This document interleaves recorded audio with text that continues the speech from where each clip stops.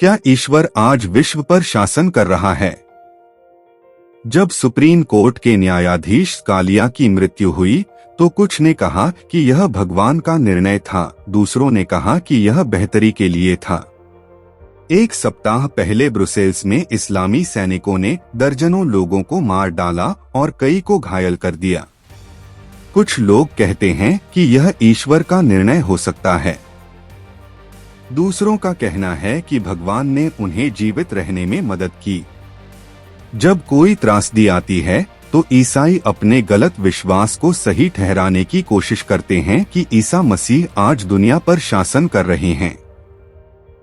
वे सोचते हैं कि जो कुछ भी होता है वह इस दुनिया के शासक के रूप में मसीह की ओर से तय होता है। लेकिन क्या प्रभु यीशु मसीह आज पूरी दुनिया पर न्याय और धार्मिकता से शासन कर रहे हैं? हालांकि यह सच है कि मसीह आज सभी चीजों से ऊपर उठ गया है। इफिसियों 1:22, कुलुस्सियों 2:10, और वह भविष्य में सारी पृथ्वी पर हमेशा के लिए शासन करेगा। प्रकाशित वाक्य 11:17। यह सच नहीं है कि दुनिया अब उसके राज्य में रह रही है। यह बाइबल से समझाए जाने वाले कुछ कारण दिए गए हैं। 1. पाप नहीं, धार्मिकता। परमेश्वर के राज्य शासन का वर्णन धार्मिकता, शांति, आनंद, न्याय, दया और प्रेम द्वारा किया गया है। क्या यह आपके आसपास दिखाई देने वाली दुनिया का उपयुक्त वर्णन है? हरगिज नहीं। हम वर्तमान दुष्ट दुनिया में रहते हैं, जैसा कि पौल ने वर्णन किया है, जो पाप, भ्रष्टाचार, झूठ, अन्याय और मृत्यु से भरी हुई है। गलातियों 1:4, इफिसियों 5:3-6। जब मसीह दुनिया पर शासन करता है तो बाइबल कहती है, हे परमेश्वर, तेरा सिंहासन युगानुयुग है, धर्म का राजदंड तेरे राज्य का राजदंड है। इब्रानियों 1:8। सर्वव्यापी और अनियंत्रित पाप पृथ्वी पर मसीह के शासन का वर्णन नहीं करता है। यह इस विचार के लिए घातक है कि मसीह अब पृथ्वी पर सभी चीजों पर शासन कर रहा है। 2. दुष्ट शासक। यदि ईसा मसीह नहीं तो फिर कौन? निःसंदेह मसीह सभी चीजों पर प्रधान है, विशेषकर उन लोगों का जो बचाए गए हैं। लेकिन पौल कहते हैं कि इस दुनिया के शासक मसीह नहीं हैं, बल्कि शैतान और उसके आध्यात्मिक रूप से दुष्ट अनुचर हैं।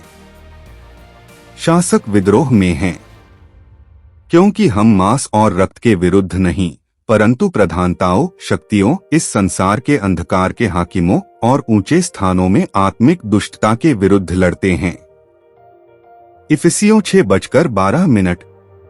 इस संसार का ईश्वर मसीह के सुसमाचार का प्रचार करने के कार्य के विरुद्ध कार्य करता है। 2 कुरिन्थियों 4:4। वायु की शक्ति का राजकुमार परमेश्वर के प्रति अवज्ञा की भावना के साथ इस संसार पर शासन करता है।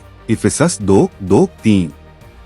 दुनिया ईश्वर और उन पर उसके किसी भी अधिकार के दावे के खिलाफ सक्रिय विद्रोह में है।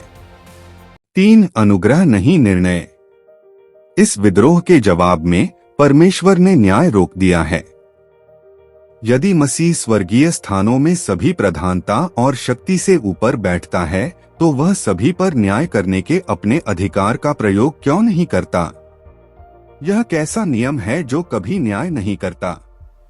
लोग दावा करते हैं कि ईश्वर दुनिया का न्याय कर रहा है, लेकिन अन्याय जारी रहने से मसीह की न्याय करने की क्षमता का मजाक बनता है।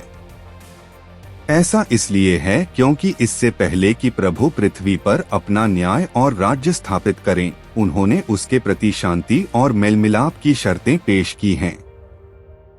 पौल इसे अनुग्रह का वितरण कहता है और यह बताता है कि क्यों आज परमेश्वर हर बुराई को नहीं रोक रहा है, हर पाप को आरोपित नहीं कर रहा है और हर गलत का न्याय नहीं कर रहा है।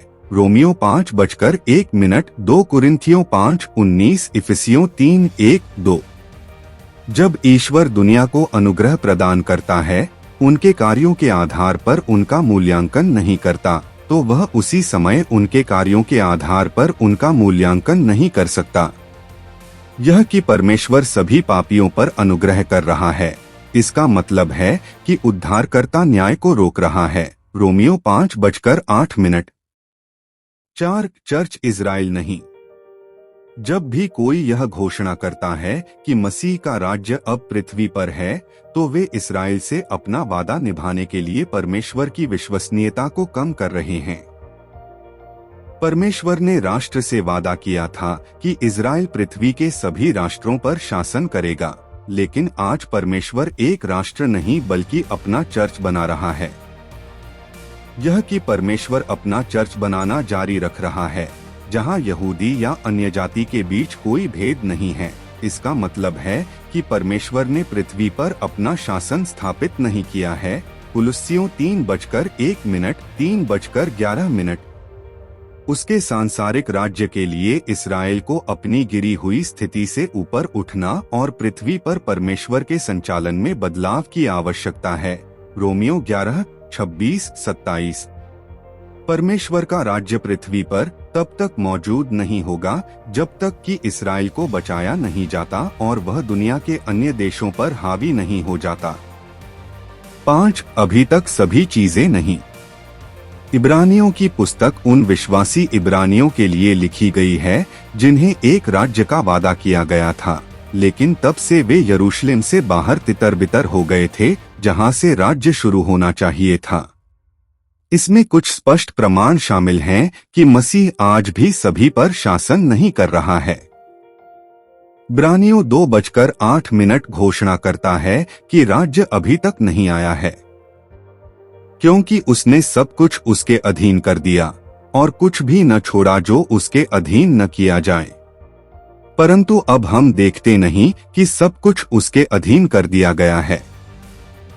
इब्रानियों 2:08। यहाँ हमारा कोई सतत नगर नहीं है, परंतु हम एक आने वाले नगर की खोज में हैं। इब्रानियों 13:14। मसीह सभी चीजों पर अधिकार करने के लिए मृतकों में से जी उठा है, लेकिन अभी तक हम सभी चीजों को उसके अधीन नहीं देखते हैं। धर्मग्रंथ इससे अधिक स्पष्ट नहीं हो सकता। मसीह अभी भी स्वर्ग में रहते हैं, इजराइल गिर गया है, पाप अभी भी दुनिया का चलन है और ग्रह पर बचे एकमात्र लोगों को किसी शहर के नागरिक नहीं बल्कि एक दुष्ट प्रभुत्व के राजदूत कहा जाता है। 5 अभी तक सभी चीजें नहीं। इब्रानियों की पुस्तक उन विश्वासी इब्रानियों के लिए लिखी गई है जिन्हें एक राज्य का वादा किया गया था, लेकिन तब से वे यरूशलेम से बाहर तितर-बितर हो गए थे, जहां से राज्य शुरू होना चाहिए था। इसमें कुछ स्पष्ट प्रमाण शामिल हैं कि मसीह आज भी सभी पर शासन नहीं कर रहा है। इब्रानियों 2:08 घोषणा करता है कि राज्य अभी तक नहीं आया है, क्योंकि उसने सब कुछ उसके अधीन कर दिया और कुछ भी न छोड़ा जो उसके अधीन न किया जाए। परंतु अब हम देखते नहीं कि सब कुछ उसके अधीन कर दिया गया है। इब्रानियों 2:08।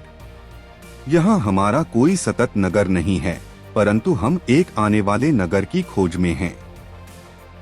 इब्रानियों 13:14।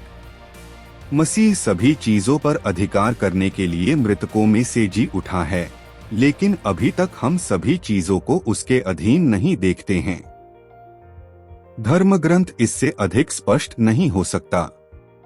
मसीह अभी भी स्वर्ग में रहते हैं, इजराइल गिर गया है, पाप अभी भी दुनिया का चलन है और ग्रह पर बचे एकमात्र लोगों को किसी शहर के नागरिक नहीं बल्कि एक दुष्ट प्रभुत्व के राजदूत कहा जाता है। एक बड़ी आशा।